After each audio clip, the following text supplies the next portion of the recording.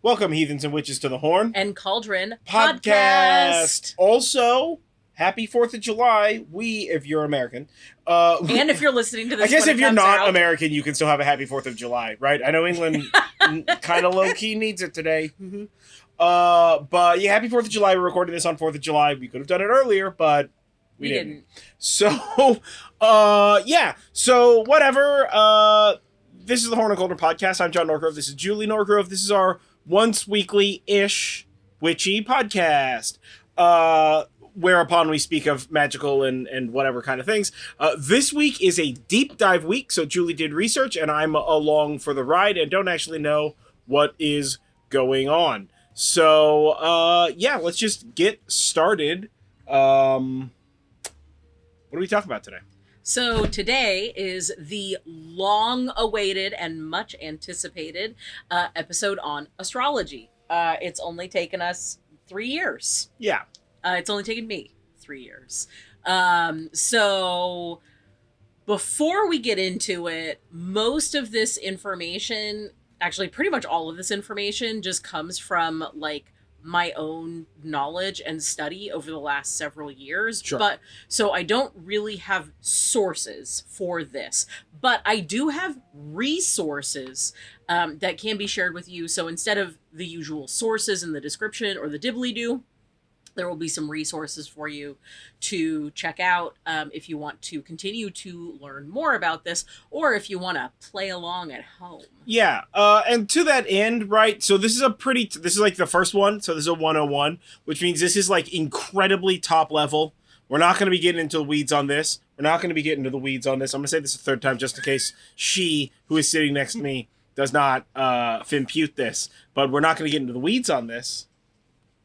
We can go astray, but the weeds, leave them alone. So this is pretty top level or whatever, as well as the fact that there is like, there appears, for what little knowledge I have about astrology, to be a lot of disparate ideas, theories, and things of that nature. So if you practice astrology different than the stuff that we're talking about here, please comment like what the difference is down below, because everybody does it like a little different. Yeah. Right? Also, I mean, I think with everything, everybody does it a little bit different, so that's like not an astrology special thing. Yeah. But it's always interesting to see like what specific thing people do and do not. I think of this as the reversed tarot card effect. Yeah. Right? Some people do reverse tarot cards. Some people do not do that. That's it. Yeah. Yeah, there's nothing wrong with either. It's just which one you do. Yeah. Also, I am not an expert. I have been studying astrology for most of my life, but I would not consider myself to be 200-300 years. Not that many I would not years. consider myself to be an expert in this field because there's a lot that I don't really know or understand because astrology can be incredibly complex. Yeah. And some of the more complex things I don't have as good of a handle on. However, I am pretty good with the basics. So that's really kind of what it is that we're going to be focusing on. We really want to give you guys like an idea as to like what it's astrology a 101. is, this is how to you can use it. Wet your whistle, as it were. Yeah. Yeah. Right? So give you just a wee taste before you decide to major in this or not major in this. Yeah. Yeah. Right? So let's get started. So astrology is super old, actually, with the first records of its practice going all the way back to ancient times. It seems to have been invented independently in Babylon, India, and China at around the same time. But astrology in those three regions was, while similar, also different. Yeah, very different astrology. Yeah, we also have written proof of the use of astrology going back as far as 1800 BCE. Although those texts, the way that they're written, it's unclear whether or not that is, whether that was the first time they were written down, because that was like the thing that people were doing, copying down old manuscripts, and it may go back even further to like 3000 BC, or it could just be the writer wrote things weird and was like, people have been looking at this stuff for a long time, you know, Sure. the thing that we're literally talking about. Sure. So astrology is super old, and it was not always used for just like horoscopes in the newspaper. That really only started becoming popular in 1936. And post World War II era. So less than 100 years ago. Yeah. The thing that is the most common part No, of astrology like that we're aware of. When you was think of astrology, popularized. the thing that you think of the most is this, right? Mhm. Is the horoscopes. Yes. Sure. Yes. Astrology was not originally used for what we think of today as astrology either, horoscopes. Sure. But a horoscope is basically drawing a chart for a thing. So astrology has been using horoscopes since the beginning, but the way that we use them has changed dramatically. They were originally used to predict agricultural patterns.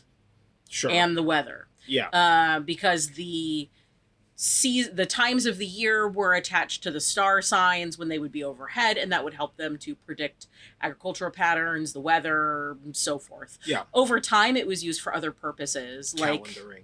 like medical purposes, either better health through balancing or addressing medical things. Although, side note, this is often illegal in modern times because you can't cure cancer with a horoscope. Yeah. Well, yeah. I mean, trust doctors and scientists. It's it feels crazy that that's a thing that we have to say today, and I understand that like this is a witchy podcast, so you wouldn't expect us to be having to say this. Science isn't a cult. Science is a fact. Yeah, but like, trust scientists. If your medical doctor says this is the medical thing you should do, then like, you know, pursue that shit. It doesn't mean you can't also do like herbs and candles and shit, but like also do the like science thing. Yeah. Right? So, yeah. Astrology was also used electionally. It still is, actually. This is a really popular type of astrology, and I think that over time it's only going to become a little bit more popular as sort of woo-woo stuff becomes more mainstream. Electional basically tells you the best time to do a thing, the best time to start a business, the best time to get work done on your house, the best time to buy a car, that sort of thing. Financial astrology. Start a new project. Also, back to crops. Plant those crops. Yeah.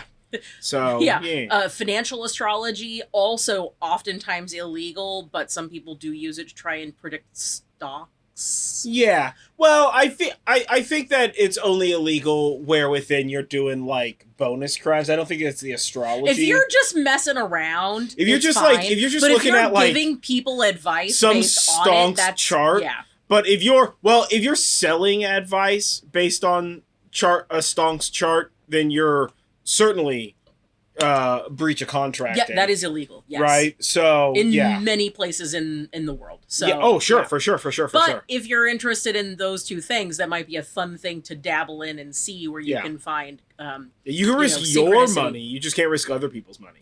Yeah. And also for synastry, this is often comparing charts for harmony. You see this really commonly like Sinister? modern. Like Sinestro? Like that supervillain? No. Okay. Although, I mean, if he was in a relationship with someone, he would use synastry. Yeah, we could find out that's his super villain origin story. We could find out the synastry of Sinestro and Magneto.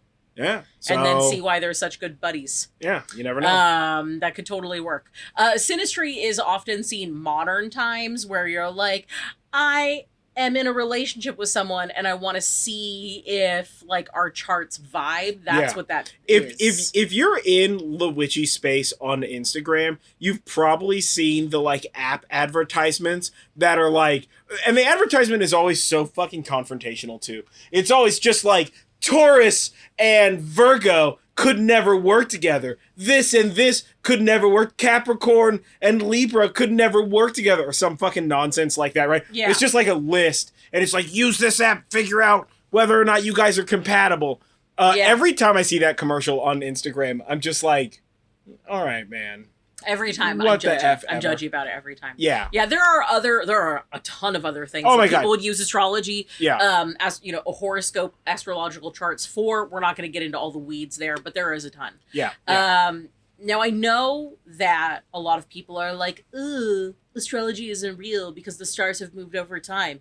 Yes, we know that now. In fact, they knew that in ancient Greece when astrology was still being practiced. They were like, oh, whoa, hey, these don't match anymore. And as time goes on, they're going to continue to not match. So they made the decision to stick with the seasonality of the signs. So the right nowness of the signs?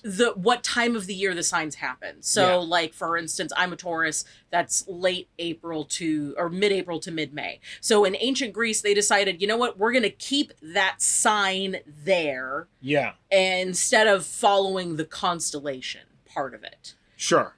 Now there is that's why Western astrology signs don't match the constellations. It doesn't mean that it's outdated. It doesn't mean that there's a 13th astrology sign. Those are ill-informed pieces. But that would be tight if there was, though. Yeah. Now, there are types of astrology that do account for the movement of the stars. Sure. And that is actually still really commonly practiced in some regions of the world, like India. It's called sidereal astrology. Okay. And that's something... you could do the shit has moved astrology if you so chose. Yeah. But if you don't, if you're going with like standard Western astrology, TM. Yeah. Right, from the newspaper, then it's generally seasonal instead of sidereal. Yes. Now, sidereal astrology uses a lot of different pieces. I'm not an expert in that, although I am familiar with some of the differences. Like, First of all, the chart for Western astrology is a circle. That's what most of you listening to this will be familiar with. But sidereal astrology often uses a four-square layout, so it's a box with 4 squares inside of it. Yeah. And that's basically it. So we're not talking about that today. However, if you're an expert and would like to come on this podcast as a guest, please contact us. Links for how to contact us down below, or go to nerdjive.com and we have a contact form there. Continue. You always got to be selling the sizzle. So the next, I don't really want to call these debunks, but the next thing is like, but when I read this, it could apply to everyone. Okay. Yes, that's not surprising. Of course, a horoscope on a website or an app or like a newspaper. I know I keep saying newspaper, but like, that's the way that I think of like old timey horoscopes. Like, of course, do you mean horoscopes from your life, bro? Yeah. Okay. It's rough. I guess it's rough. Dog, you could be young now, which sounds awful. So, what's up, millennials for the win? Boom. We're the best. Yeah. We grew up. We could still leave the house. Yeah. So boom. What about that? One of the reasons why people often say that horoscopes are too generalized and they don't make sense, or that piece can apply to anyone, is one, that's not being constructed specifically for you. That is the strength in astrology, is if it is specifically constructed for you, it is going to be much more specific. It's going to make much more sense. Yeah. And it's much deeper than just what's your sign. Yeah. So yeah. Well, okay, so let's sort of let's side shift. Let's lateral the understanding in this particular part here. Okay, so astrology is most horoscopes, astrologically speaking, are incredibly vague and uniformly could apply to a bunch of different people. Well, yes, of course they could, because that's just the horoscope for that particular sign on that particular day in that particular hemisphere. But also, like, could the Tower card also apply to anybody in tarot? Could answers also apply to anybody in rune work? Could, like, a horizontal line with 3 vertical lines, like, in the middle, and there's, like, a little bit of space above and below on, like, a bone tossed, apply to several people who are practicing that? Yes. Or bloody coinmancy, whatever that one's called. Or like geomancy, where you're throwing rocks. Or like reading chicken feathers or reading tea leaves. It's there's a temporal locality to that conversation that's dropped when you're purely speaking on the linguistic or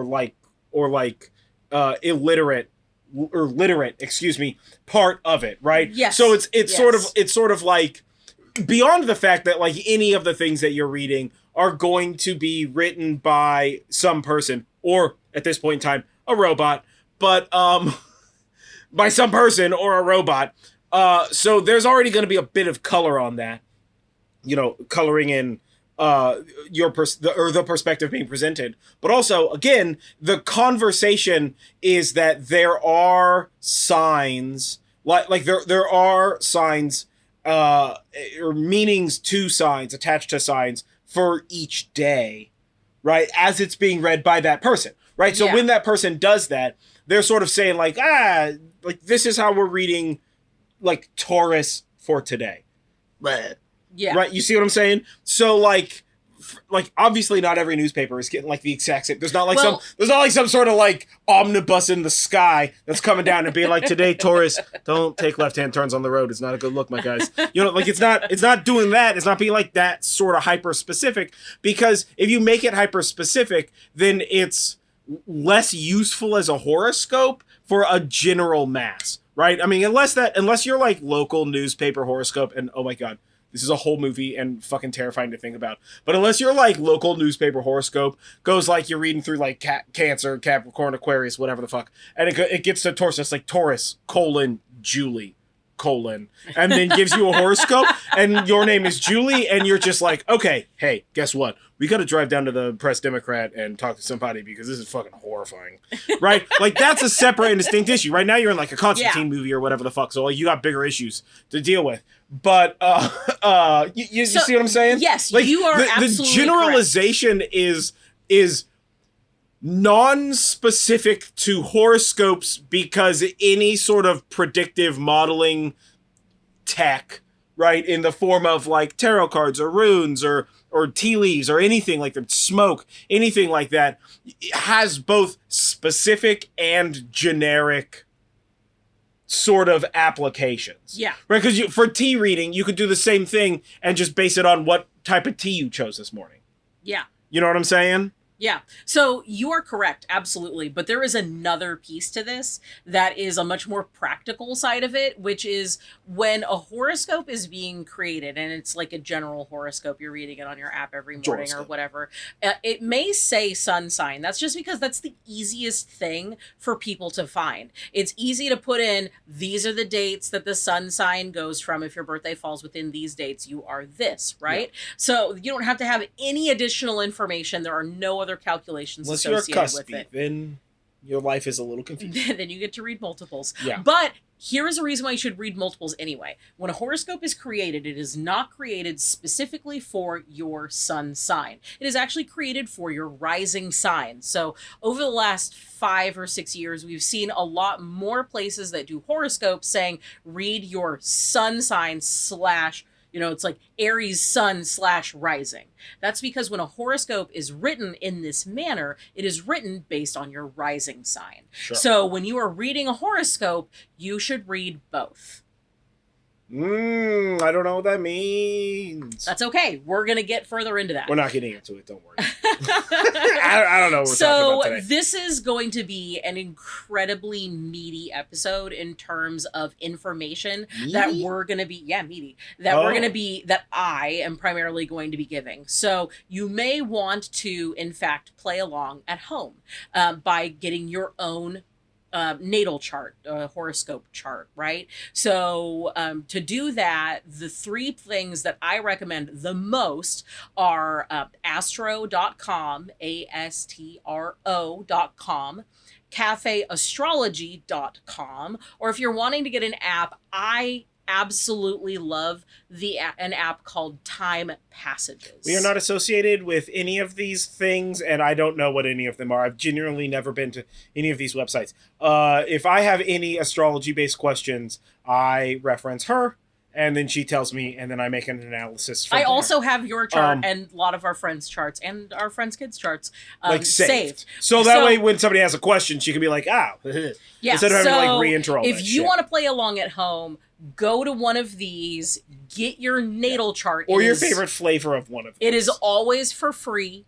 Don't pay for it. There are tons of places you can get it for free. Yeah. You will need to know the year of your birth, month of your birth, day of your birth. Yeah. You will need to know what time you were born, as for close the advanced as possible.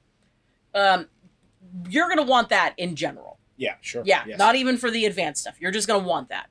So you need the date of your birth, the time of your birth, and where you were born. Yes.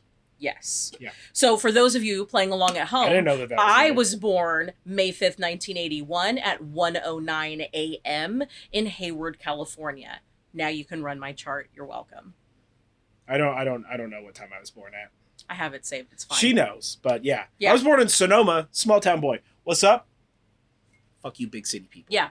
Now, Small if you town for don't the know win. what time you were born, and you don't have easy access to your birth certificate or asking your parental units what time, if you know about what time of day you were born, that should be helpful. Yeah. But it really works best if You you can know what also, time. if you don't have a copy of that stuff, get a copy of your birth certificate. You go to your county clerk or whatever the heck. I think that's where you get that stuff from.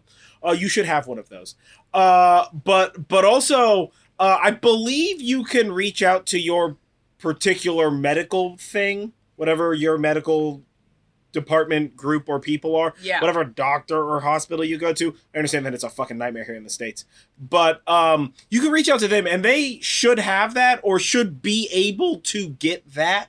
Yeah. On your behalf. Technically, all of our medical systems are linked, but it's linked in like a nightmare way. And there are some far as I'm places and have been some times where you just don't have that information. Just do your best. When we were trying to figure out your birth time, we asked your dad. We were like, hey, what time was Jonathan born? And he was like, I don't know. Was it mid-morning maybe? And because we were like, who knows we were that like, off the top of their after head? breakfast, before lunch, what was the position of the sun in the sky? You know, we just tried to narrow it down. And actually we got within an hour of his actual birth time. When because then we found my birth certificate. Yeah. So anyway, you will want those if you want to play along at home for your own information about your own natal chart. Yeah. If you don't want to do that, that's totally fine. Yeah. This information is helpful for a lot of magical workings in general, aside from your own personal birth chart. However, I think having a copy of your birth chart is super helpful. It is definitely a tool that you can use for shadow work.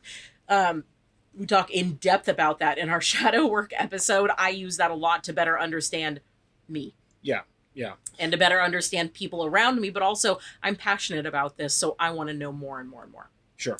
So that being said, today we're going to be talking about Western astrology specifically and going over the basics of the planets, the houses, and the signs. Yeah. And before we get into the thickness and out of where we just were, astrology is for sure more, and I mean, I know we've touched on this before, but like astrology is for sure more than just this thing. You know, like we said, like you could use it for for when you should plant plants or whatever, when you should start a new business or invest in whatever, or like you could do it for any of this shit if you so choose. Obviously, you don't have to do it for anything.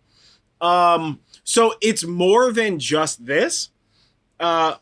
And we'll probably get into that in future astrology episodes, some of the more nit-grit about those sort of things, beyond just the what I think of as like selfish astrology, the me astrology, the mistrology. The astrology me? The mistrology. The me-strology. Okay, yeah. I'll give you that. Mistrology. Yeah. So the mistrology is kind of what we're focusing on this time, just heads up. Yes. Okay. So there will be future episodes that tell you how to do a variety of different things, as yeah. well as how you to won't have to wait understand 3 years for the some next of the one. things. Don't worry. Yeah, definitely not. Yeah. So we already have like an advanced thing that we've gone over several times now. Yeah. That she just discovered that she's kind of foaming at the mouth about. We're not covering it here because it's very complex, but we'll probably do a thing about it relativistically soon. Yeah. So let's start with the planets. So first of all, each planet has associations with specific aspects of your personality. Or if you're using this for magical, when I say personality, think of that as magical working, right? And a common term that we hear is retrograde. In particular, Mercury retrograde. I'm going to put a pin in that. I'm going to come back to that in a second. A retrograde happens because of the way that we view our solar system for astrological purposes. The planets don't actually go in reverse. It just kind of looks like that because of our position in the solar system and what's happening with that planet and how it's moving. Yeah, it's relativistic visual position due to the fact that we're not at the center of our solar system. So if you flat Earth in this house, get out of this house. All right, I don't have time to explain how that doesn't make any sense. Yeah. But planets just appear to be going retrograde. Yeah. But there are things about that. So Yeah. a retrograde typically means that the planet is asking you to be introspective about its domain and its property aspects. Yeah. It may also indicate a more difficult time with the energies of that planet.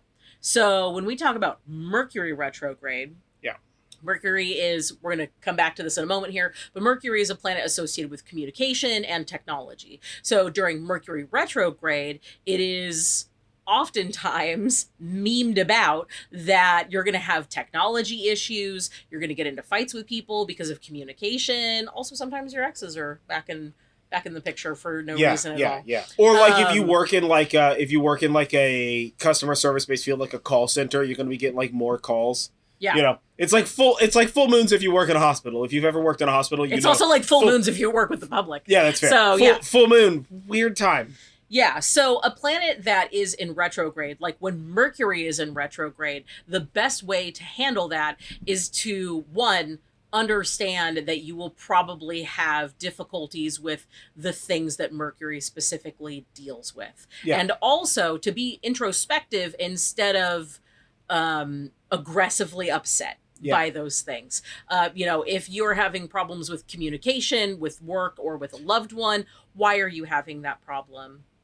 Yeah. Is there a way that you can work on communication? That's a great one because it's like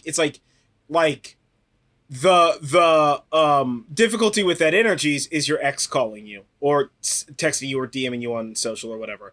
And then the introspection on it is, should you be engaging with that? Or should you maybe leave that shit in the past? Yeah.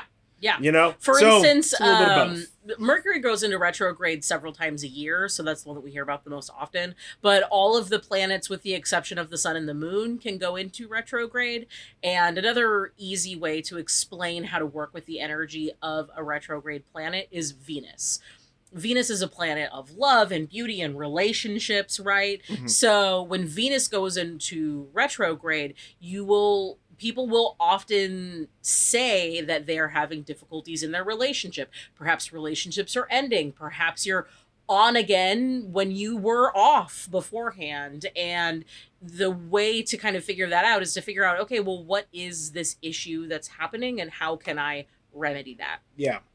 Yeah. A retrograde planet in your birth chart is something that's a little bit more on the advanced side, but I try to look at it as it's a way that I think of things within myself as a way, instead of me thinking about things in the greater... With interior locus of planetary influence than exterior locus of planetary influence. Yeah. Totally. So that's retrograde. So we're going to start with the thing that's actually not a planet. Look at this, just lies. Immediate lies. I think maybe she just means spheroids. No, I'm not even gonna do that. The first one's just a hallucination. The first one is your rising sign, also known as your ascendant. This is calculated by what sign was on the horizon when you were born. This is why you need to have your birth time, because this sets the tone for literally everything else in a chart. Sure. So I'm putting it first because I have the big three.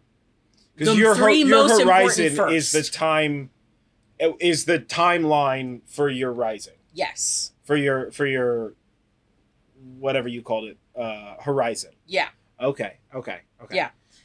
So also, this is all like a clock or whatever. So yeah, think of this as like a clock. Yeah. And counterintuitively, 2 o'clock, your rising sign happens at what would be 9 o'clock on the wheel. So I didn't make that up. It's almost as if it's some sort of wheel of fortune. Mm-hmm. So, Wheel of Fortune, guys. There you go. Secretly a horoscope thing. Yeah. An astrology thing. Yeah. So your rising sign is generally who you appear to be at first to others. This also helps with your motivation or how you're motivated and how you deal with things day to day. Yeah. My rising sign is a Capricorn. So I deal with things by eating corn. by having goals, having businessy goals, and driving myself with ambition to the place that I want to be. Mm-hmm. I see you giving me a look. I am giving you a sass. There's going to be a lot of sass. What's my rising sign? I don't know any of this. Listen, at least once a month, we have a very, like, a 3-hour in-depth conversation about astrology. And I genuinely don't understand any of it at all. And it's math-based. And I'm a math boy. I love math ferociously. So your rising sign is in Taurus. Okay. So you are... I deal with things bull in a china shop. Yeah. Yeah, that's correct. Yeah. That is, yeah. I mean, I'm that the one correct. that said it, girl. I'm not for poo-pooing myself. Now, you had mentioned this to me earlier today, and I thought that this would be fun to talk about briefly as well. Yes. You said because today is America's birthday. Today is America's birthday. I mean, I understand that Independence Day is not America's birthday. It's like America's conception time. We're going to use that as America's birthday. Whatever, it works for today. Shut up. So, America's rising sign is in Sagittarius. Yes. So, obviously, July 4th, what time did you set for America's birthday? 5:10 p.m. Is that when we put tea in a harbor or whatever? That's when we signed the Declaration of Independence. Really? There's a time associated with that. There sure is. It's fucking sci-fi, dog. I so offhandedly made it because we were like, we're going to record this tomorrow. And then I ironed for like 16 solid hours and was like, we're not doing shit. I'm going to sit down so I don't black out. That's hot. America, you can pull this up on most astrology, like natal chart websites. They have like public charts, including those for celebrities. It gets real fun when you get into that sort of thing. Oh. So America's rising sign is Sagittarius. Okay. Indicating that we are ambitious and driven and like to go to other countries. Well, sometimes freedom, it rings far afield. Yeah. And also, we're the great experiment in democracy. So. Yeah, exactly. Yeah. So that's the rising sign. Yeah, nice. Next delicious. in the big three is your sun sign. Most of you will probably already know what this is because it's based on the day that you were born. Yeah. It's like the most common one to talk about. Yeah. You're like, I'm a Aquarius or I'm a whatever. Some other thing. So Virgo. Your sun sign is your base personality. It's like your life's purpose. It's your ego. It's kind of your, like, I think of it as like your default subconscious personality. Your default setting. Yeah. Mine is Taurus. So I like luxury and I want to just bathe in it. Yeah. Why do you think they're in the China shop in the first place? Exactly. Yours is a Capricorn. You're right. Or Aquarius, depending on which one of the things you're talking about. Hold on. No, this has to do with your actual birth date and you're a Capricorn. Hold on. I know. I understand that I'm a Capricorn. Because we've gone over the super detailed chart. But if I'm reading like just a standard horoscope or I'm doing like a sassy online quiz or whatever, sometimes it says I'm an Aquarius. Yes. And sometimes it says I'm a Capricorn because I'm on the cusp and like there's no like set boom. Yeah, but you're definitely a Capricorn. I mean, yes. Yeah. I'm very much both, but I am yes. Yeah. That just means I'm an asshole. Yeah, basically. Yeah. So if you're offended by any of the things that I'm saying, I cannot stress this enough. I could not name all 12? Yes. 12 of the zodiac signs. And 12 was a guess because I almost said 9 and I was like, but there's 9 planets, so it's probably more than that. I'm going to be real. I know more about Chinese zodiac than I do about Western zodiac. And we'll cover that eventually. Too. Eventually, we will get into Chinese zodiac. I know more about Chinese zodiac than Western zodiac, and I know low grade shit all about Chinese zodiac. Yeah. So I know almost nothing about this. My opinions and hot talking points are primarily based on whatever tiny amount of information you give me, and then just expanding that. Yeah. Just unfolding a proton over here. So next up in the big three, Yes. the big three is your rising sign, your sun sign, and your moon sign. Is your moon sign. Is your moon sign. Yes. So the moon is associated with feelings, emotions, and imagination. Yeah. So if you're having a particularly emotional day, read your moon sign's horoscope. And that should give you a good idea. So mine is Gemini, which means that I will go from absolutely giggly happy to crying. And then is Gemini the two it's the two, yeah. motherfuckers? Uh-huh. Yeah, okay. The it's like polar. It's like bipolar is such a bad term. It's not bipolar. It's just that it's like polar. It's real like back and forth swingy, which I understand does sound bipolar. Yeah. So that's my moon sign. Okay, what's my moon? Your moon sign is an Aquarius. Okay.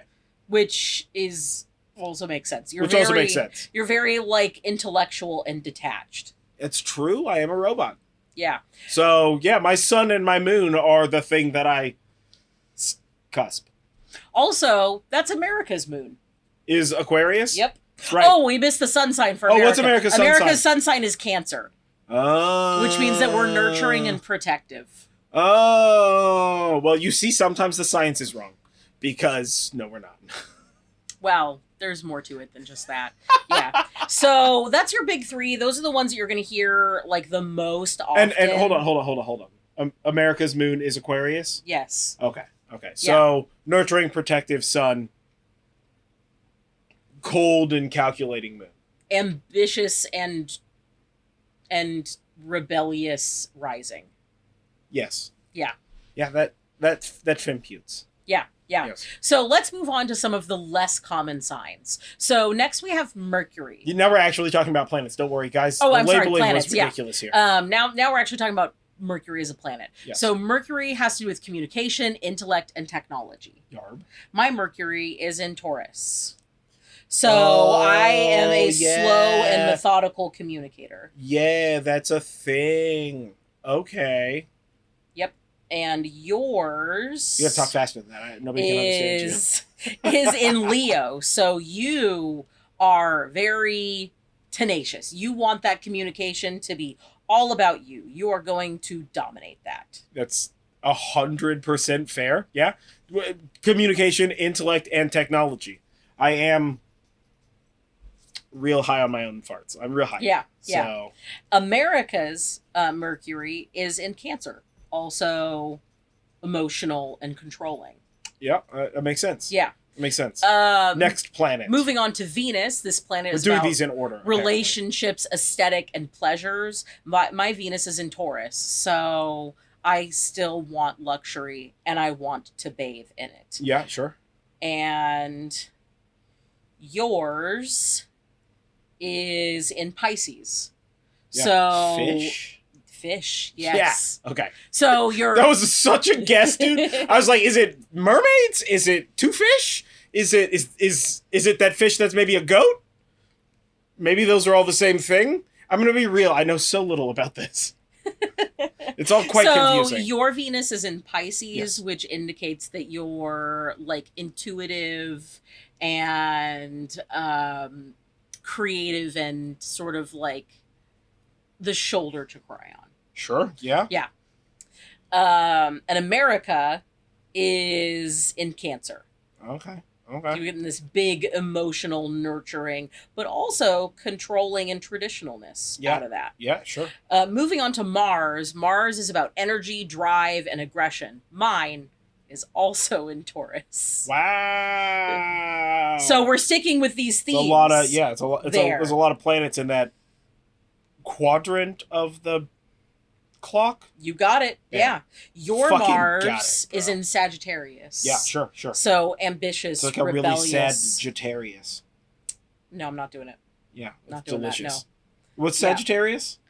Sagittarius is like rebellious. Yeah.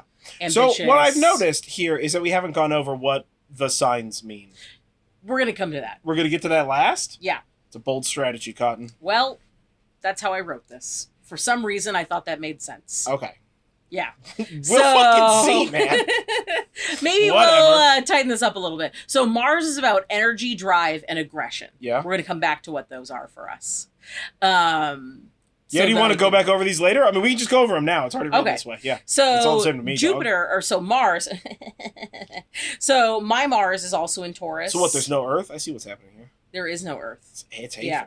Well, I mean, I guess you could think of Earth as being like your sun sign.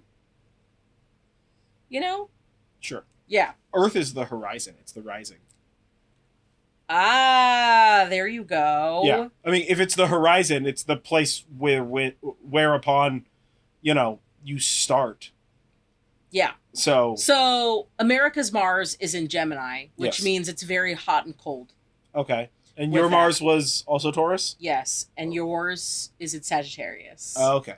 And what the hell, Sagittarius? It is like going Fish. like ambitious Yeah. and traveling, rebellious. Yeah.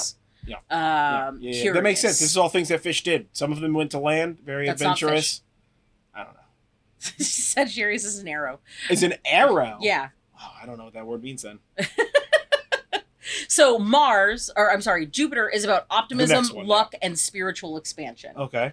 And the Jupiter in my chart is in Libra.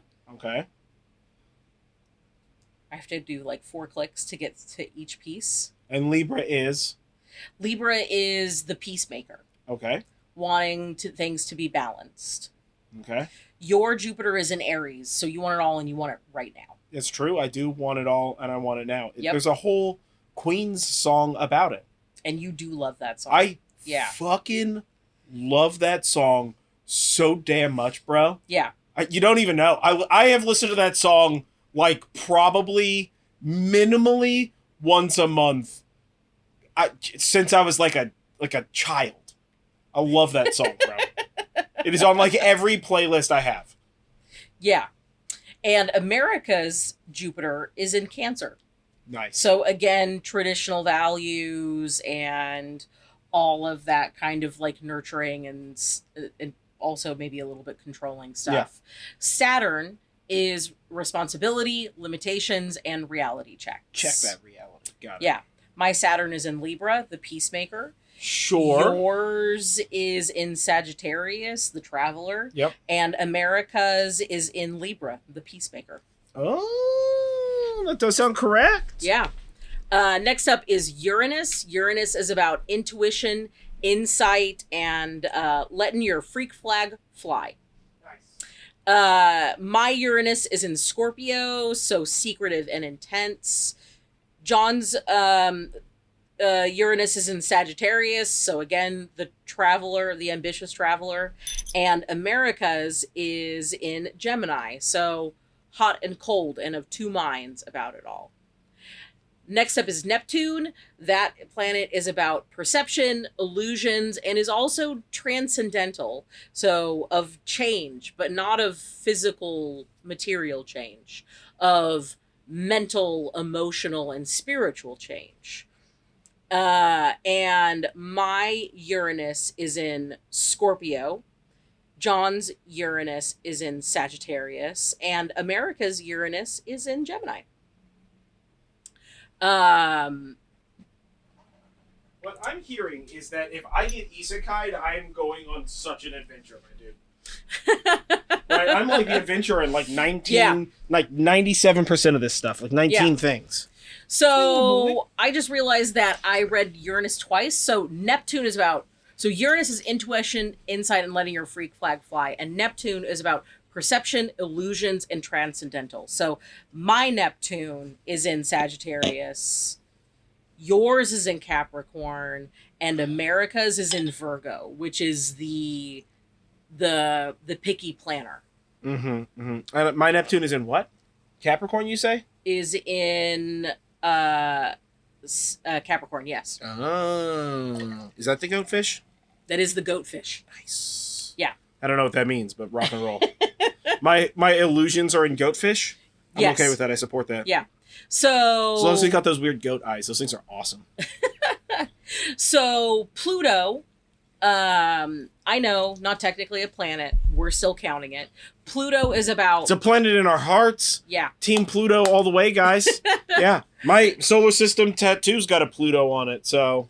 Yeah. Boom. Get at. So Pluto is about powers, cycles of death, and rebirth. And mine is in Libra, the peacemaker. Yours is in Scorpio, so secretive and intense. And America's is in Capricorn. Nice. And then Goldfish. Lastly is Chiron. Not actually a planet, an asteroid. But Chiron is actually about your deepest wounds and trauma. This helps you find healing and enlightenment. Sure, yes. So my Chiron is in Taurus. Yeah. Stability. Stubbornness. Yeah. Yours is in Gemini, hot and colds, and America's Chiron is in Aries, so in pushing too hard too fast. Yeah, that makes sense. All that sounds correct. So I'm going to run this back real fast. Your rising sign is who you appear to be at first. Your sun is your base personality. Your moon is your emotions. Mercury is intellect. Venus is pleasure. Mars is energy. Jupiter is luck. Saturn is responsibility. Uranus is insight. Neptune is perception. Pluto is power. And Chiron is your wounds, your trauma. Okay, yeah. Okay, so that's the planets. We're going to move into the houses now. So when you think about this like a clock, your rising sign is your first house, which is the 8 to 9 o'clock hour. And then you go counterclockwise 8 all to the way 9, around. not 9 to 10? Correct, 8 to 9. Very weird. If you go around regular or Wintershins? You go around backwards, so Wintershins are counterclockwise. Oh, so your first, so each fake house news. in the natal chart has to do with another Aspect. domain, another aspect of your life. And your first house is where your rising sign lives. It is also associated with your physical body and your self-awareness. Yeah, okay. Your second house, the 7 to 8 o'clock hour, Yep. is resources and possessions. Your third house is communication and your siblings. Which is 6 to 7. Your fourth house has to do with your heritage, your emotional response, and your security. Which is 5 to 6. Uh-huh. Your fifth house has to do with children, things you enjoy, and creativity. Yeah, so it's the 4 p.m. hour. Uh-huh. Right. The sixth house is deals with your work, your health, and how you handle obligations. 3 p.m. Your seventh house is partnerships, how we see others, what is lacking in self. Okay, 2 p.m., yeah. Your eighth house has to do with death and rebirth and the occult or other spiritual matters. Right, okay, so it's 2 p.m. Yep. Yep. The ninth house has to do with philosophy, travel, and higher education. Right, which is 1 p.m. Your 11th house... 10th house is next. Or yeah, I'm just skipping things. Your 10th house is your profession, your ambition, and your public reputation. Right, which is noon or midnight. It's 12. Yeah. From 12 to 1 is noon or midnight. Yeah. Yes. Your 11th house is your friends, your group expression, and your hopes. Yep. And then lastly, the 12th house is the hidden parts of yourself, how you deal when you hibernate, and your unconscious self. Yeah. So first is 8 p.m. So we're going to confuse you a little bit with this. First is 8, second is 7, third is 6, fourth is 5, fifth is 4, sixth is 3, seventh is 2, eighth is 1, ninth is 12, 10th is 11, 11th is 10, and 12th is 9. Yes. Also, when you get a natal chart, it'll just tell you what house things are in. Yeah. The sign will be there, and also the looking number. at a clock is like mandatory to figure this out. Yeah, the number will also be there. So that's the houses. And then there are the signs. Right. Because like you saw. It opened up my eyes. Yeah, I don't know, that's how it works. Because this is a magical kind of a thing here, I'm actually going to talk about sign modes and elements before I talk about the signs themselves. Remember those weeds we were talking about? These are the weeds. Velkomen? Yeah. So each sign has a mode, and there are 3 modes. And some signs also have the same mode, right? It's not like it's 12 separate ones. So each sign has a mode. Cardinal signs happen at the beginning of the seasons and usually indicate people who initiate action, but also maybe a bit too forceful. Fixed signs are halfway through a season and usually indicate people who are maintainers, but they also may be resistant to change. Mm-hmm. And mutable signs happen at the end of the season and are usually adaptable, but can be restless. And this is where that sign falls inside of that house on the chart? Inside of the wheel of the year. Right. It like 4 seasonally? Which quadrant? Yeah. Okay. Yeah. Okay. Having to do with your ascendant. Because the quadrants turn relative to when you're born. Yep. Okay. And then there are elements. So earth, air, fire, and water. Each sign is associated with one of these elements. Fire signs tend to be enthusiastic and fast-paced. Earth signs tend to be... Red hair anime people. Yeah. Earth signs tend to be reliable and materialistic. White hair animal people? Air signs tend to be communicative and indecisive. Putting blonde hair. Water signs tend to be nurturing and sensitive. Well, I honestly blue hair, so... Yeah. Ain't no purple hair people here. I mean, you could argue that Earth could be purple hair, but, like, sometimes purple hair people are, like, murderous sociopaths. Yeah. So, next up is the signs. And then after this, we're going to start talking about kind of how you put this together and what these pieces mean together and why we're talking about them. So, Aries... Aries season are people who are born from mid-March through mid-April. Again, this is sun sign, Aries sun sign. But Aries, everybody has Aries in their chart. Everybody has every sign in their chart. Yeah.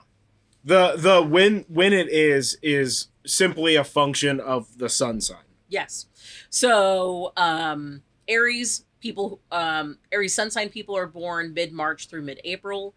Aries is a cardinal fire sign, meaning that they are like people who initiate action, may be a little bit forceful, but they're also enthusiastic and fast-paced. Yeah. Aries are always ready to do the thing, but they tend to always need to be right. Aries qualities are brave, decisive, adventurous, spontaneous, aggressive, arrogant, and punishing. Taurus sun sign people are born mid-April through mid-May. Taurus is a fixed earth sign, meaning that they're maintainers who may be resistant to change, but are also reliable and materialistic. A Taurus sun sign person is going to be your rock, but may have too many little treats. Tauruses are known for being grounded, productive, loyal, affectionate, controlling, stubborn, and lazy. Gemini sun sign people are born mid-May through mid-June. Gemini is a mutable air sign, which means that they are generally adaptable, but maybe restless. They're also communicative and may tend to be indecisive. Gemini will chat about everything until dawn with you, but may also seem to have 2 sides to their personality. Gemini is associated with being versatile, communicative, charming, cunning, unpredictable, and restless. Cancer sun sign people are born mid-June through mid-July. Cancer is a cardinal water sign. Cardinal initiates action, and water tends to be nurturing. Cancers are the first to invite you over for a movie and your favorite snack, but may be overly tied to tradition. Cancers are nurturing, intuitive, romantic, clingy, insecure, and moody. Leo sun sign people are born mid-July through mid-August. They are a fixed fire sign. in that they are resistant to change, but also enthusiastic and fast paced.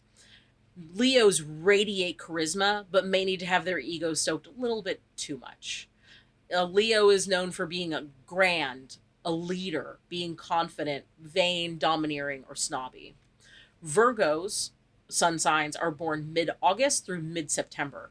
Virgo is a mutable earth sign. They notice all the tiny details, but may tend to be a perfectionist. Virgos are known to be organized, reliable, analytical, cold, inflexible, and nitpicky. Libra sun sign people are born mid-September through mid-October. They are a cardinal air sign. They're always playing the peacemaker, but may be prone to holding judges. They're known to be diplomatic, artistic, intellectual, superficial, judgmental, and indecisive. Scorpio sun sign people are born mid-October through mid-November. Scorpio is a fixed fire sign. They're going to get to the bottom of it, but they may be prone to jealousy. Scorpios are known to be loyal, proud, mysterious, obsessive, suspicious, and secretive. Sagittarius sun signs are born mid-November through mid-December. They are a mutable fire sign. They're the ones who's going to book the vacay, but they may resist rooting themselves in one place. They are known to be independent, optimistic, spontaneous, inquisitive, impatient, and rebellious. Capricorn sun sign people are born mid-December through mid-January. Capricorn is a cardinal earth sign. They're the one who gets it done, but they may be too driven towards their goals. Capricorns are disciplined, resourceful, ambitious, wise, inhibited, and self-restrictive. Aquarius sun sign people are born mid-January through mid-February. Aquarius is a fixed air sign. They're following the beat of their own drum, but they may have difficulty coming down from their ivory tower. Nice. Aquarius are known to be unconventional, altruistic, inquisitive, idealistic, rebellious, and aloof. And last of the 12 signs is Pisces. Pisces sun sign people are born mid-February through mid-March. Pisces is a mutable water sign. They will always understand your point of view, but they may tend to martyr themselves. They are compassionate, versatile, intuitive, devotive, indecisive, and escapist. Okay. So, we've gone over the suns, we've gone over the planets, we've gone over the houses, and we've gone over the signs. Yes. So, how does that go together, especially in this birth chart thing? Right. Again, so it's just a clock. And this is one of those things that the medium of sound is just not helpful for. So I would highly recommend that you find one of these things that's going to let you use, let you show this, like draw it out for you or what have you. Honestly, if you have particular difficulty finding something that works for you, just like DM us or hit us up in an email or something and we'll help you out with that. Yeah, so you gotta sort of draw your circle out. Yeah. Right? Yes. Having your circle drawn out is super helpful, but there are things that you can do that are easier than that. Astrology is really a thing that is it's as difficult as you want it to be, right? Yeah. So everyone has every house and every sign and every planet in their chart. Yes. The combination of those may not always be the same. So yeah. Well, you could have like no planet or sign in a particular house. You would still have a sign in a house, but you may have no planets. But you may have no house. planets in that house. Yeah. Yes. So the way to think about this in the clock sense that helps me is to think of things actually first in the houses. So, for instance, I have a ton of planets in my 5th house. That 5th house is the 4 o'clock hour. That has to do with children, things you enjoy, and creativity. I don't have any kids. So this has to do with things that I enjoy and creativity. Yeah. Like, duh. Right? Yeah. So from there, now I can look at what sign rules that house. and that's Taurus. So as far as creativity and things that I enjoy, they're grounded. It's productive, loyal, maybe a little controlling, maybe also pretty stubborn, may also be lazy or procrastinating. Yeah. Procrastination is just lazy with a fancy word. It sure is. This is $5 lazy right there. Yeah. Now that I know the house and the sign, now I can look at the planet. So I think of the planets as modifiers. In my 5th house, I have almost every planet. I have my sun, that's my base personality.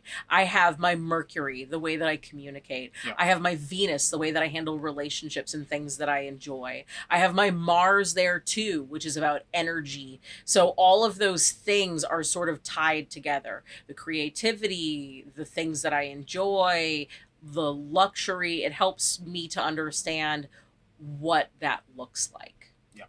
For me. Yeah. So that's one way you can do it if you have this natal chart, is to look at first your house, then the sign, and then the planets as modifiers. Think of those as a boost. Yeah. You're getting a boost in that, a focus. Yeah.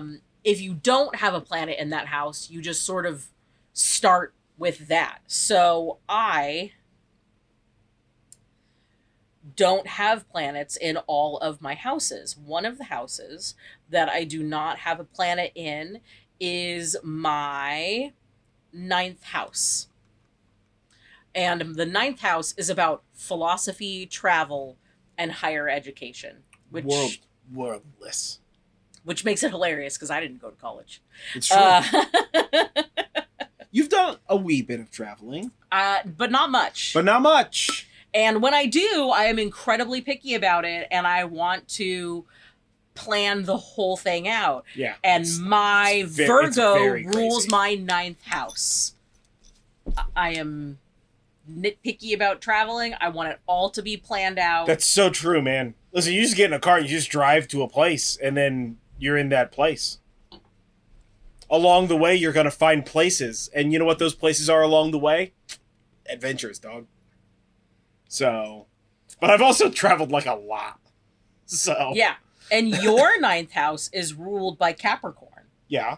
Which is driven and ambitious. Yeah, that's true. I do want to travel a lot. And you have your sun sign there, which is your base personality. Yes. And you also have your Neptune there, which is about perception and transcendentalism. Yeah, which makes sense when your 9th house is both travel and philosophy and intellectualism. Yeah. Which is like 99% of the shit that I do. Yeah. So, like peek behind the curtain, right? When we started diving into the like advanced form of this, the term that we use to classify my personality is hermit with a gun.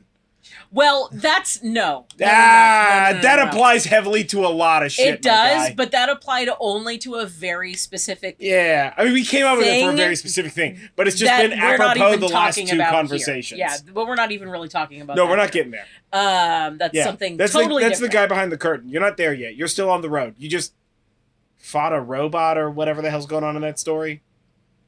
Got mauled by a lion. You know what I'm talking about, right? Yeah.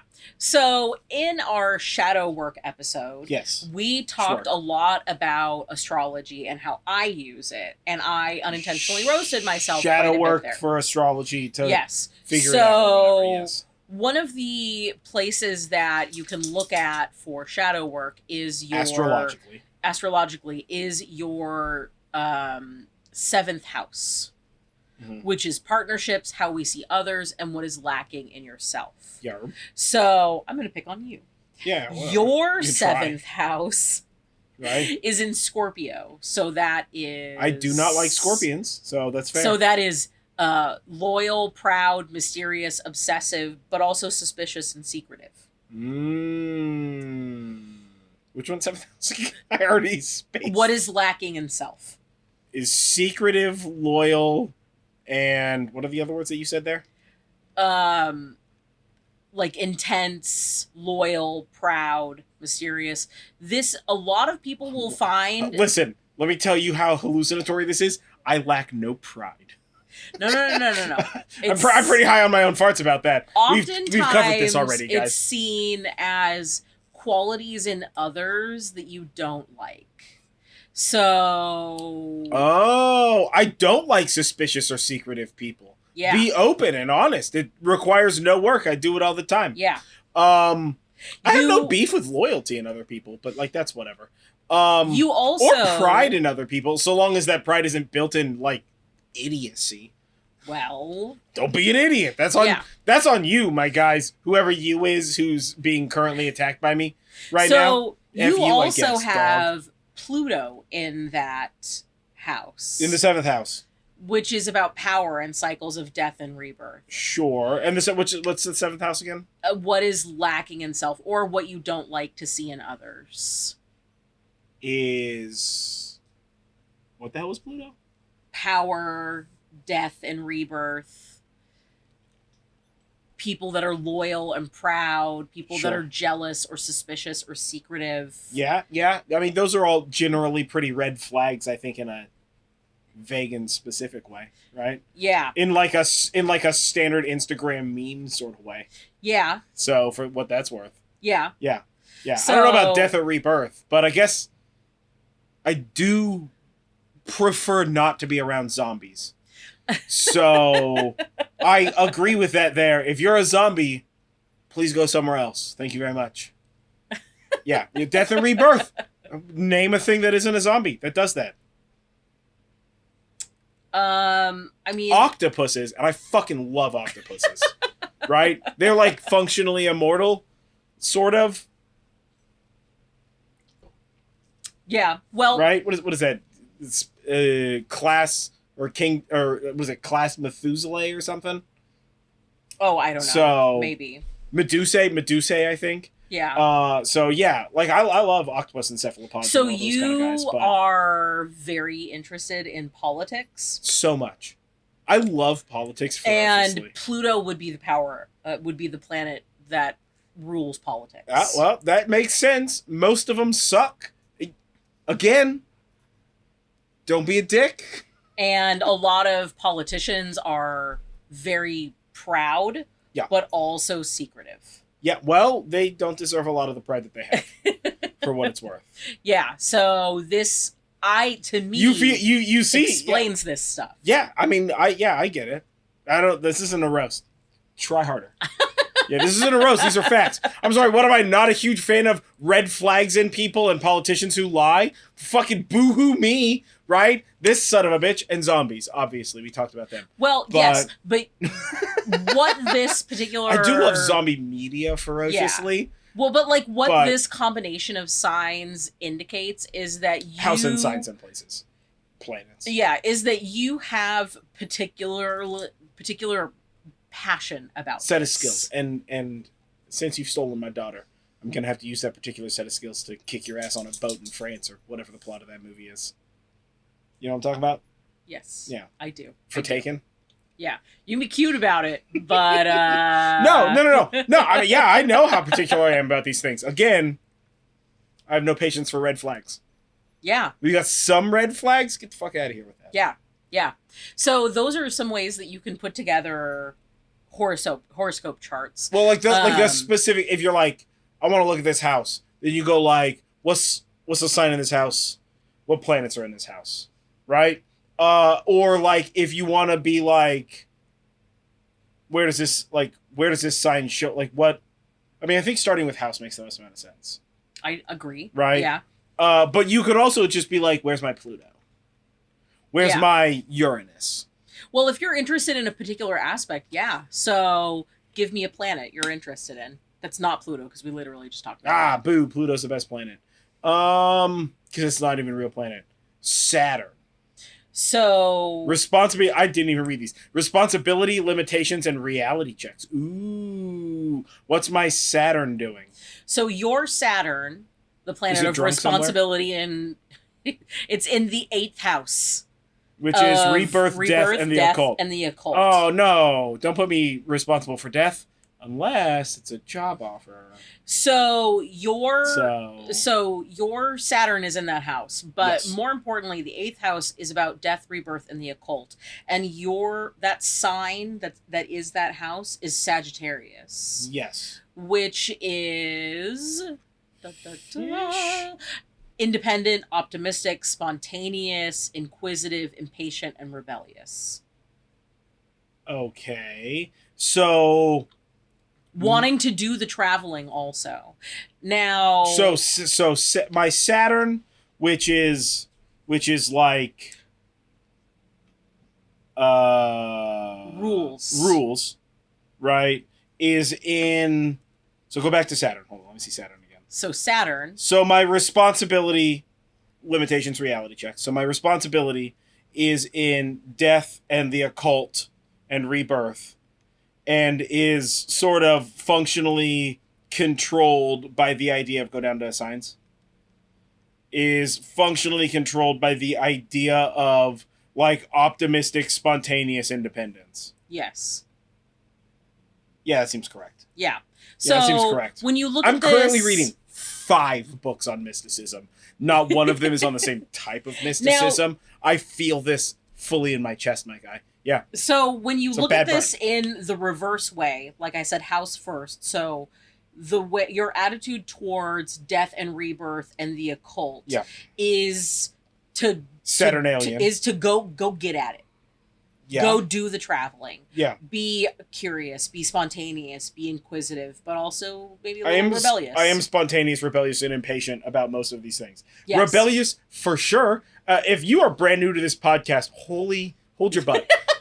Stop whatever you're doing right now. Put both hands on the butt. Hold it just a little bit so you can be prepared for this. I don't agree 100% with any of the shit historically at all, magically speaking. I think that it's all sort of...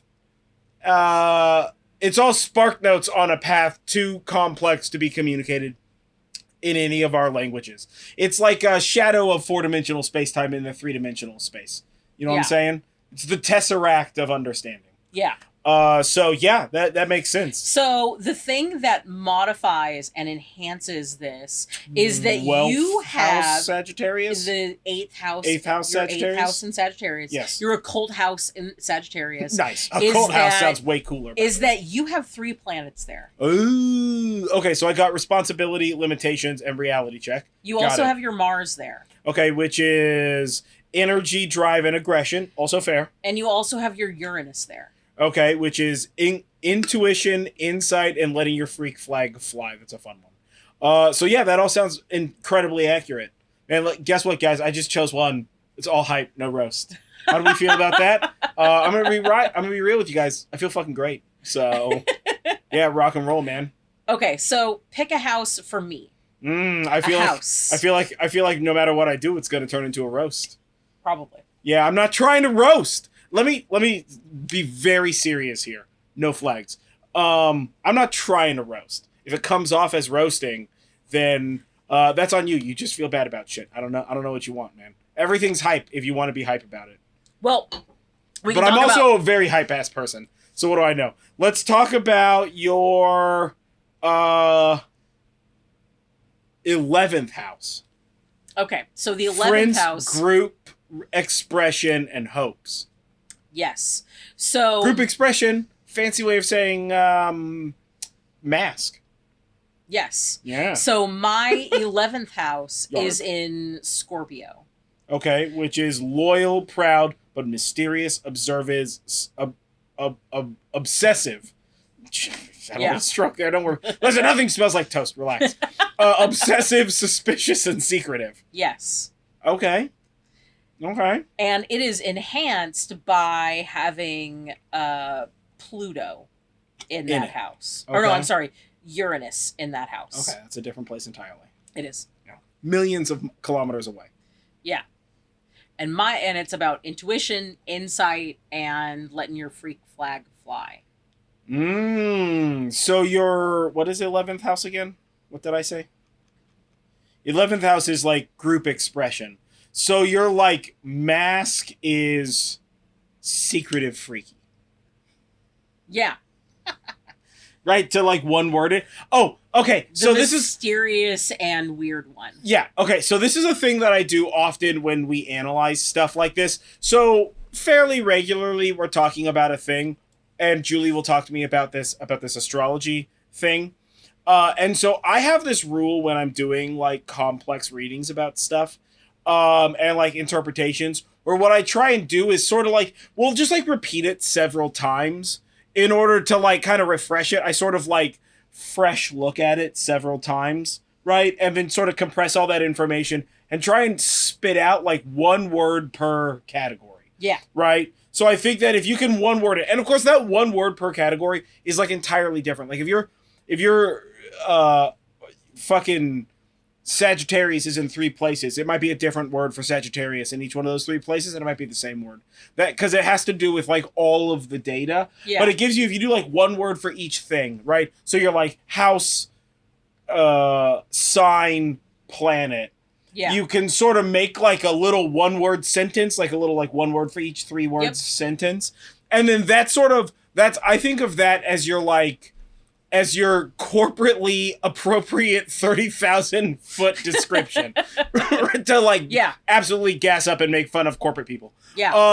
So like that's the way that I like to look at that, because then it gives you like a sort of like hot take, like a fun hot take thing, but it gives you like a starting point to deeper analyze each one of those meanings relative to where they like what they apply to, whether it's the planet, the sign, or the house. Yeah. Right? So we'll do another one. Okay. Pick a sign, and this is for America. Let's look at America's Leo. Okay. It's up a little bit. America's Leo is... Okay, and so Leo is like a fixed fire sign, so that's like grand, leader, confident, but also vain, domineering, and snobby. Yes. Okay.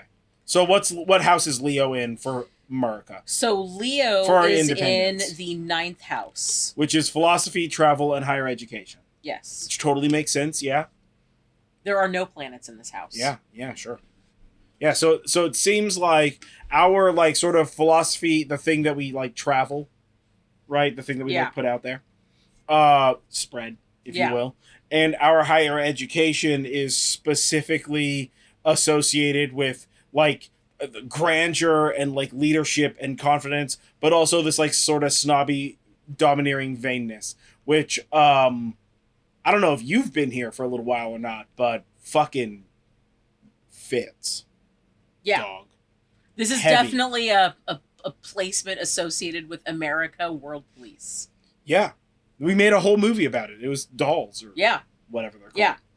Now you can look at just the planets too if you want to kind of look at things like if you're looking in sort of a relationship so you could be like, where's your Venus? Is that what you're saying? Yeah, you could be like, oh, where's your Venus? And that's not to see if you're compatible with that person, but to see how that person handles relationships. Well, like what's your Venus or what's their Venus, whatever. Yeah. Is like clearly just like, okay, so like give me some data. Yeah. About this. So Venus is about relationships and also pleasures. Not necessarily lust. Not just sex pleasures. Yes, exactly. Regular pleasures. So my Venus, cheese. So my Venus is in Taurus. We're going to skip the houses on this one. Yeah, we don't need. It's not necessary. You know what? Throw it in the trash. Yeah, throw them in the trash. Yeah, you don't need. So my Venus is in Taurus. Yes. So I am grounded, loyal, and stable. Right. Let's go to Taurus. What sass did you put in Taurus? Where's Taurus here? Taurus is so grounded, productive, loyal, affectionate, but controlling, stubborn, and lazy. I like that we got a little bit of hype and a little bit of nipe. I was even with positives and negatives. Yes, in these. I don't know what the negative version of hype is. It's definitely not nipe. I think it's nipe. It's like knife, but with a P. Yeah. Nipe. So that's my Venus. Okay, so your Venus is like. So that's how I deal with relationships. Sure. Yes. That's how I am in relationships. Sure. Yes. Yeah. And yours. No comment. Look at me right now. If the court reporter will read back what I just said. I just said no fucking comment. I'm taking 3/5, guys. Our 5th, Canada's 5th, and England's 5th. I don't know if they have 5ths, but they do now. You're welcome. It's a gift from America. Don't worry about it. So, boom. Blame that on our ninth house. Yeah, blame that on our ninth house, bitch. Yeah. Okay, so what's my Venus? Yeah. Yours is in Pisces. Okay, which is compassionate, versatile, intuitive, devoted, indecisive, and escapist. Okay. Yes. I also plead the fifth here. Yeah. Yes. Yeah. Why not? Yeah. Rock and roll. Yeah. Versatile sounds way more like a compliment in the Venus planet. It's like, listen, I'm the what is that multi-tool? What's that brand name multi-tool called? Oh, what is that called? Swiss Army knife? Yeah. I'm a Swiss Army knife of relationships. How you doing? I got the tool to fix your problem. Yeah. We're not therapists. No, oh my God, no. I'm barely a person. I don't know what the fuck you're talking about. I think if we've gained any knowledge from this so far, it's that I might be a robot. So, yeah. Bringing big data energy, right? Listen, he's fucking fully operational or whatever. So, we haven't talked much about Jupiter. And Jupiter is an interesting one, especially when it comes obviously, to... as we know from the limerick, you get more stupider. What? You know, it's like boys are from whatever, girls are from whatever, Jupiter, you get more stupider. As like a child. You don't remember that for being like 5? I mean, I know like boys are from Mars and girls are from Venus. I thought that was just like a relationship self-help book title. Oh my God. Is there a limerick? No, there's like limericks about all of that stuff. Oh, that's wild. Yeah. Okay. Yeah, I don't remember how the whole limerick for like Jupiter get more stupider goes, but there's like a limerick associated with it. I'm gonna look it up. That's wild. Yeah. So Jupiter is an interesting planet associated with magical stuff. And Jupiter is about optimism, luck, and also spiritual expansion. And this can be a place where things sort of materialize for you with your magical practices. So your Jupiter is in the 12th house. And the 12th house is the hidden parts of yourself, your unconsciousness. What are we talking about? I'm sorry, I had to tune out to read 5 limericks at the same time to try and consolidate that into a single thought. So it's part of the call and response of the like boys are from Mars, girls are from Venus thing. So it's like, oh, you go to Jupiter to get more stupider. It's just part of that thing. Whatever. I'm ancient, so it's an old thing. Clearly. If you know about Jupiter getting you more stupider, comment below. What do you think about that? I've never heard this before, and I'm older than you. No, but apparently not. So deal with that, I guess. So Jupiter Fake news. Is one of the planets that you can use or that you can sort of understand the way that you work through your magical endeavors. Mm-hmm. Jupiter is about luck, and it's about also spiritual expansion. There are some tendencies for Jupiter to be the way that your magic manifests itself or the way that you receive signs from your magic, right? Yeah. So your Jupiter is in the 12th house. Which is hidden parts of self, seclusion, and unconscious. Yeah. Which entirely makes sense. Yes. Yeah. And your Jupiter is in Aries. Is in Aries, which is dick. Brave, decisive, adventurous, spontaneous, aggressive, arrogant, and punishing. So a dick. I called that. What's up? I'm learning, guys. So yeah, that entirely makes sense. No gas on that light. That's full truth. Yeah. So when you receive magical insight, it's typically something with you delving into your unconscious. Yeah, it's very much like my unconscious self literally sometimes dreams. As well as like the hidden parts of self for me interprets as like subconscious and shadow work stuff. Yeah. And like I do micro meditations, I do tiny bits of shadow work constantly all the time, 24 hours a day, 7 days a week. It's just like a thing that I do. I've always done it. I have no stop on that. That's how you not only manifest but also drive some of your magical power. Right, yeah. Totally, yeah. Brave, decisive, adventurous, and spontaneous entirely fit my actions with regard to those things. Aggressive, arrogant, and punishing also true. Yeah. So, yeah. Yeah. So my Jupiter Yes. is in the 10th house. Okay. So the 10th house is profession, ambition, and public reputation. Yeah, you guys which means about that to you get learn your why this podcast exists. so listen, we made this podcast your spiritual expression in order for you to do that entirely. Yeah. And my Right. Jupiter is in Libra. And Libra is diplomatic, artistic, intellectual, superficial, judgmental, and indecisive. So, yes. Yes. Yeah, all of that is Very true. much yes. Yes. So a lot of my magical journey is in researching things for this podcast. I already knew a lot, and I already know now. I still know Even a more. lot. I know even more now. Yeah. But it allows me a space to do the research, to get more information. So, and that's how I receive insights. Yeah. Many times when I am Yeah. doing research for this, I have like a light bulb moment pop up. Yeah. And I'm like, oh man, what? Yeah. That's wild. Yeah.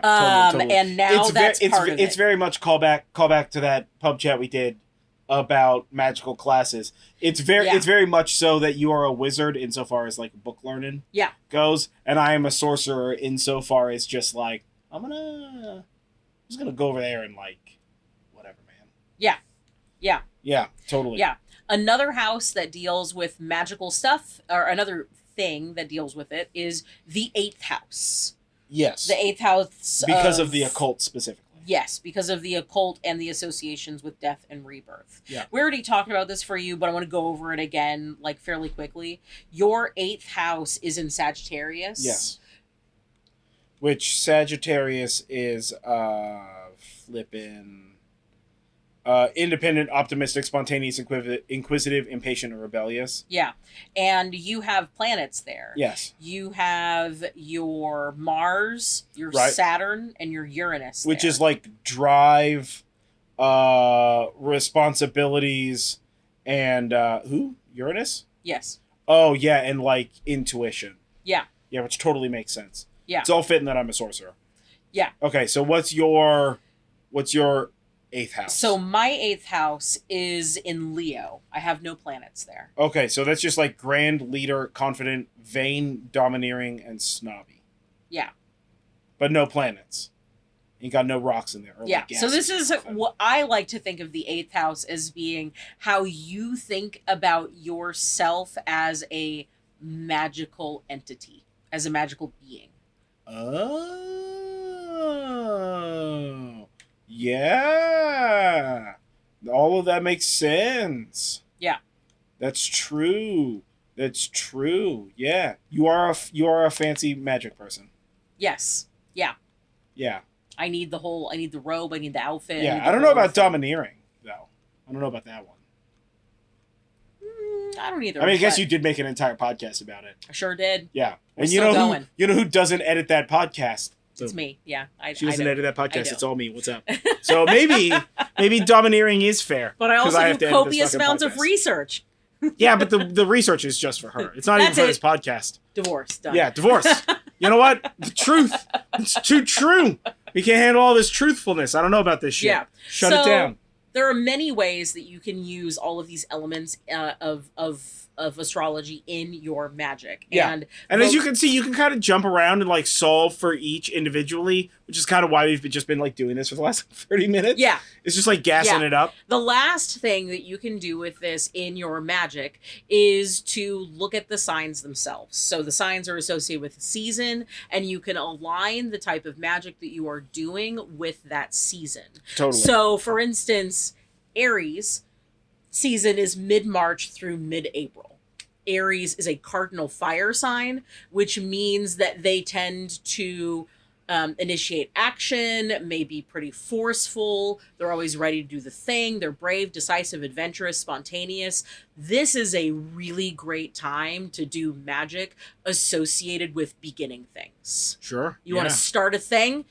Do that spell during Aries season. Yeah. Particularly during the Aries new moon. Not Yeah. the full moon because that's not always in the sign during the time of year. Right.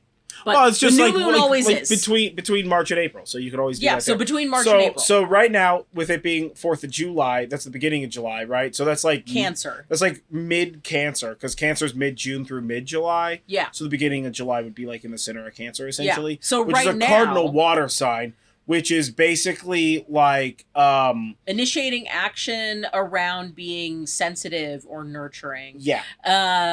Being intuitive or romantic, getting rid of being clingy or insecure or moody. Yeah. Right. So this is a good time to do magic associated with it's a good time for smooches. Healing your inner child. Yeah. It's a good time for romance magic. Yep. It's also a good time to let go of inner demons that cause you to be anxious or insecure. Yeah. Yeah. Totally. Yeah. So that's the stuff that you're doing now. Yeah. And what you're doing next in mid-July, in a few weeks, if you're listening to this when it comes out, is Leo season, which is a fixed fire sign. Fire signs are enthusiastic, they are fast-paced, and fixed signs are maintainers. So Leo energy is to be a confident and grand leader. And so this is a good time not to necessarily initiate things, but to really let yourself shine. Yeah. If you're trying to let yourself shine, to get out of your own way, that's what Leo season is. Yeah. Great for magic for. Yeah, totally. So, yeah, that's like a bunch of different ways to go over that. So, like, you do a lot of astrology, right? Yes. We're going to go into, like, our experience with astrology. You do a lot of astrology. You've been doing it for a long time or whatever. Astrology might be my Roman Empire, now that I'm thinking about it. I definitely think about astrology stuff like once a day. First of all, I read my horoscope every morning.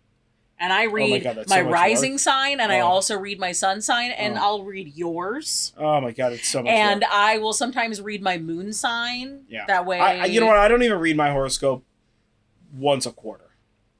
Well. I'm going to be real with you. Yeah. Like, we talk about this stuff, but, like, I don't know, day-to-day horoscope, that's too much work. Yeah. I'm not doing that shit. But I also think about and explore and learn new things about other aspects of astrology as well. Constantly. Or the way that other people are. It helps me to understand and order stuff like that. Yeah, sure. Yeah, totally.